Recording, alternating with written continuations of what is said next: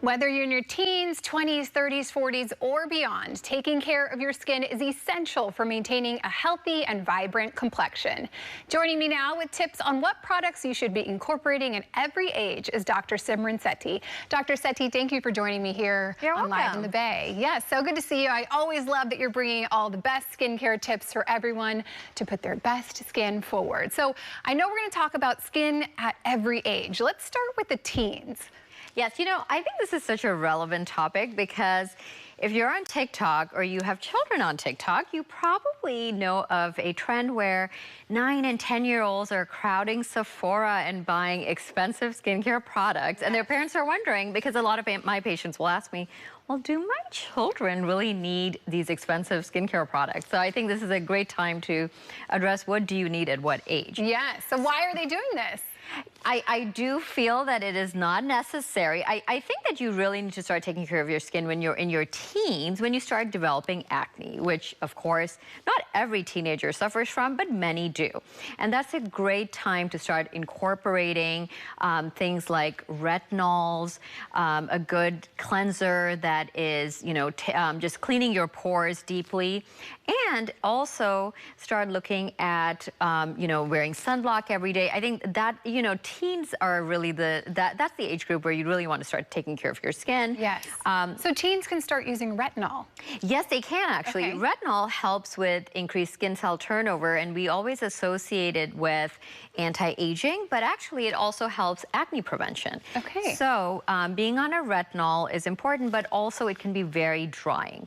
And that's why being on products that are good at exfoliating your skin and hydrating your skin is equally important in preventing acne. Okay, super interesting. So moving on from the teens, what about once you get into your 20s? What should 20-year-olds be looking for in their products? So, you know, in your 20s, in the early part of the 20s, you're likely not breaking out much, maybe once in a while, but maybe you're addressing acne scars or hyperpigmentation, especially if you have a darker skin tone, or you're just trying to keep your skin healthy.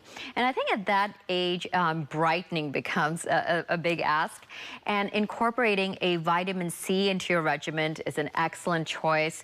Of course, continuing your retinol, because at this point you're probably using it more for erasing dark spots, you know, helping with acne scar reduction again. So vitamin C is going to really help build collagen. So I think incorporating a vitamin C serum in your 20s, 30s is an excellent choice. I love the way of looking at it as you hit the next age group, you kind of incorporate the next products. So what about when we get into our 30s?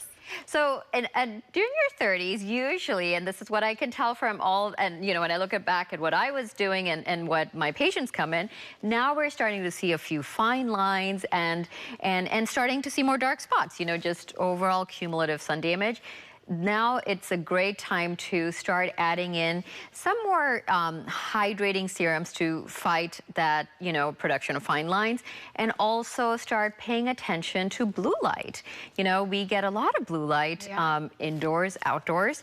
So if you don't have a sunscreen or a serum that has blue light protection, this is a you know, this is a great time to start doing that as well. Yeah, and sunscreen really should be happening at every age. That's at every age, yes. Right? So that's something you can have your 9 and 10-year-olds start wearing. Yeah. But yes, at every age, just don't stop using sunscreen. Okay, and then lastly, what about 40s and beyond? What should they be really incorporating? So in your 40s, you're starting to have a really reduced skin cell turnover, which means reduced production of collagen. And to boost that up now, is if you haven't already started using a retinoid, this is the time to start. You definitely should be looking at that to increase your collagen production, vitamin C. But this is a great time to start paying attention to skincare around your eyes. You know, the skin around our eyes is very thin, and it is, you know, it really shows the first signs of aging. So a good eye serum is something that I think anyone in their 40s and above should have, because I think that really tells your age. And it is something that, again, gets a lot of blue light. So an eye serum that addresses tightening around the eyes and blue light protection would be, you know, perfect for 40s and above. Okay, perfect. So speaking of all these products, I've heard the term medical grade skincare. So what's the difference between medical grade products and just regular products that you would buy at the drugstore? You know, I'm glad you asked me that, because when you think of medical grade, you think that there has to be something medically wrong with your skin to use medical grade products, but that is actually not true. And of course, the price points for medical grade products versus what you get at, at the drugstores are different. So it is an important thing to address. Well, medical grade really means delivery of products into the dermis, the deep layer of the skin. So they're formulated in a way that products actually are reaching the layer of skin where all the action is happening. We're building our collagen and we're building the integrity of the skin. And medical grade products also are tested in a different way. They're tested, I would say the quality standards for them are different or higher. So that's why they're more expensive. But again, you don't have to have problematic skin to use them.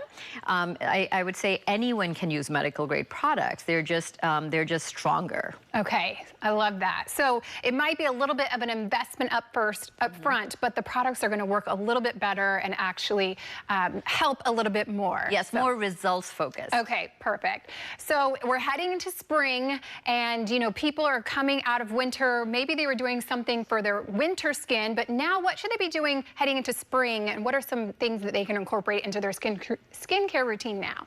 Well, yes, spring is a perfect time to start maybe looking at switching out a few things from your skincare routine that you were doing in the winter.